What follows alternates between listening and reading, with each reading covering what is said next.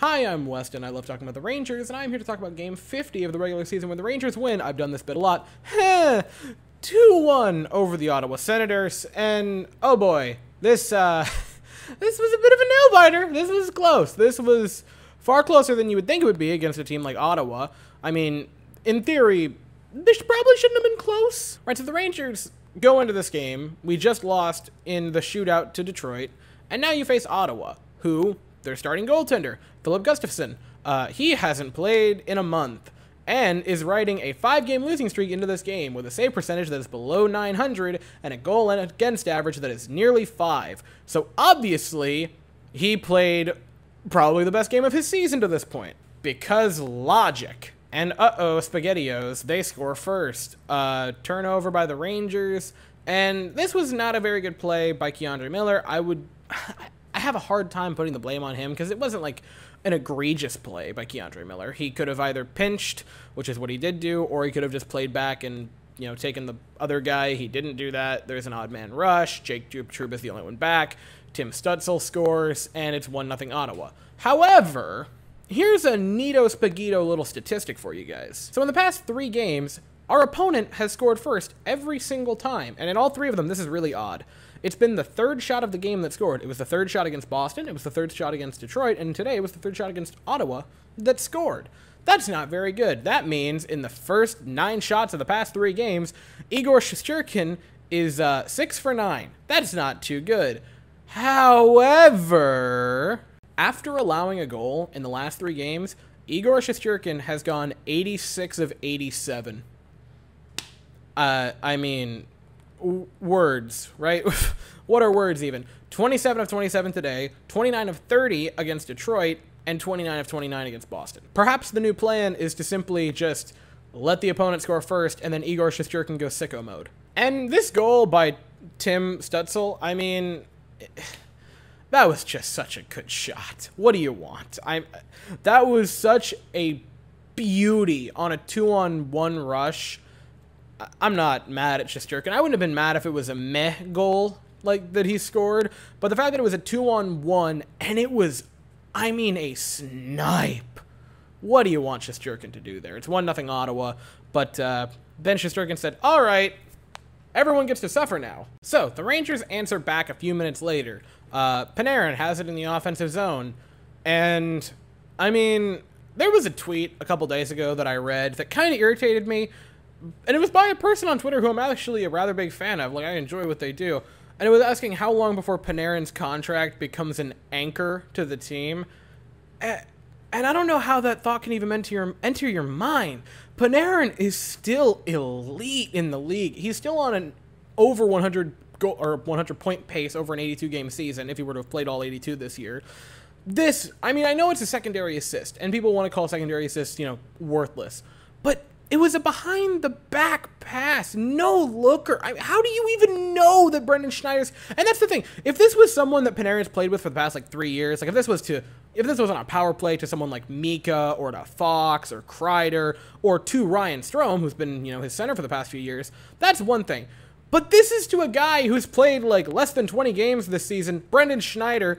He gets it, shot on goal, stopped, rebound by Ryan Strome, and he bangs it in. He heard everyone from the other night, and the Rangers tie it at 1 apiece. This was a beautiful goal. And so begins the Ryan Strome revenge tour. So the Rangers leave the first period. Shots are very close. It's 8-7 in favor of Ottawa.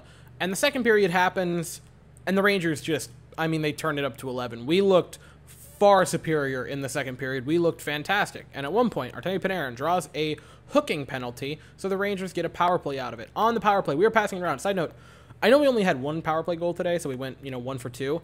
The power play looked really good. Honestly, I'm going to sing the praises of the first line in a bit. They looked fantastic yet again today. Shocker. But the power play here was just moving. It was one of the better power plays I've seen from us in the past little bit.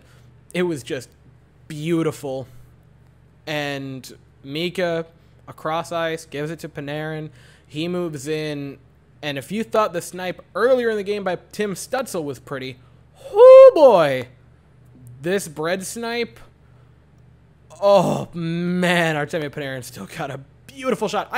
I know he prefers being the playmaker and getting assists, but man, his shot is a thing of beauty. And the Rangers take the 2-1 lead about midway through the second. And then the Rangers said, all right, that's enough scoring for us. We're out of here. And then that was the last goal for the game. At that point, it became a goalie duel. And here's the thing. Goalie duels are pretty nerve-wracking. They're super exciting, but they're nerve-wracking. But when you have the best goaltender in the National Hockey League, you kind of are pretty okay going into goalie battles. Of course, I can't get into individual player performances without bringing up the greatness we were robbed of in the final minute and a half of the game, where noted elite scoring player Igor Shesterkin gets the puck behind his own net and puts a beautiful shot down the ice and misses scoring a goal by a matter of inches, man. I was ready to lose it. I don't know what I'm going to do if Shesterkin scores a goal this year, but I can guarantee you the video will be delayed because I will have to go buy party supplies to do that video, because it is going to be a celebration. We are going to go nuts when it happens. And man, he was so close. He was so close. But no cigar there. The game goes on for the next minute and 20 seconds, and we end it. The Rangers win. Whew. Once again, Shesterkin was magnificent today. I believe 2 goals, 2.02 or 2.05, I believe, goals stopped above expected today. He was magnificent. 29 of 30. Shesterkin's just built different this year. He's fantastic. You watched it. You watched the game, or at the very least, you can go watch the highlights. I don't need to say much more about Shesterkin. He's fantastic. He's playing great, and he's the clear favorite, not winner yet, but favorite for the Vezina, and debatably a favorite for the Hart. I mean, it's just silly to watch him at this point. Artemi Panarin today, magnificent. Goal, assist. I know it was a secondary assist, but man, was that a pretty pass to set it up. I mean, Artemi Panarin, very nice game. Mika Zibanejad, I thought was interesting. He had 5 shots on goal tonight. I thought he did pretty well, just was getting unlucky. That first line looks so good. So good. By the way, just for reference, right? Mika had 5 shots.